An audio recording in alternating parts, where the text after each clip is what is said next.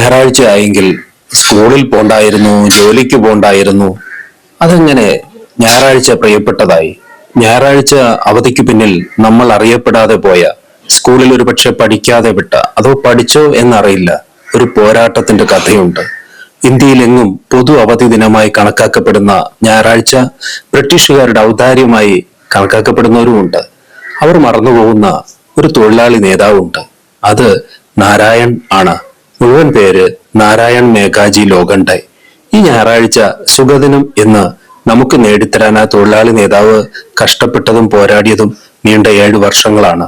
ഇന്ത്യയിൽ trade union പ്രസ്ഥാനങ്ങളുടെ പിതാവ് എന്നാണ് അദ്ദേഹം അറിയപ്പെടുന്നത്. 1800കളുടെ മധ്യത്തിൽ മുംബൈയിൽ മിൽ തൊഴിലാളികളുടെ ജീവിതം ഒരുതരം അടിമത്തം തന്നെയായിരുന്നു. അവധിയില്ലാതെ പണി, ശമ്പളം വളരെ തുച്ഛം, അസംഘടിതരാണ്.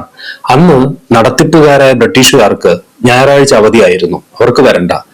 ഈ വിശ്രമമില്ലാതെ നട്ടലൊടിയുന്ന തൊഴിലാളികൾക്കായി ശബ്ദമുയർത്തിയ നേതാവായിരുന്നു നാരായൺ. പൂനെയിൽ ഒരു മാലി കുടുംബത്തിൽ ജനിച്ച Narayan Bombay mill hands association BMHA എന്ന ഒരു തൊഴിൽ സംഘടന രൂപീകരിച്ചു. ഇന്നത്തെ കാലത്ത് മുക്കിനും മൂലയ്ക്കും സംഘടനകൾ എത്ര വേണേലും രൂപീകരിക്കാം. പണ്ട് ബ്രിട്ടീഷുകാരുടെ തോക്കിൻ മുനയിൽ നിന്ന് ഈ ധൈര്യം കാണിക്കാൻ മറ്റാർക്കും കഴിഞ്ഞിട്ടില്ല.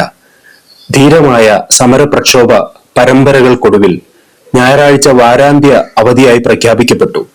ഉച്ച കഴിഞ്ഞ് അരമണിക്കൂർ റെസ്റ്റ്, എല്ലാ മാസവും 18-നുള്ളിൽ ശമ്പളം, പുലർച്ചെ 6:30-ക്ക് തുടങ്ങുന്ന മിൽ സൂര്യാസ്തമനത്തിന് മുമ്പേ അടയ്ക്കണം മുതലായ കുറെ നല്ല കാര്യങ്ങളും ഇതോടൊപ്പം തൊഴിലാളികൾക്കായി കിട്ടി.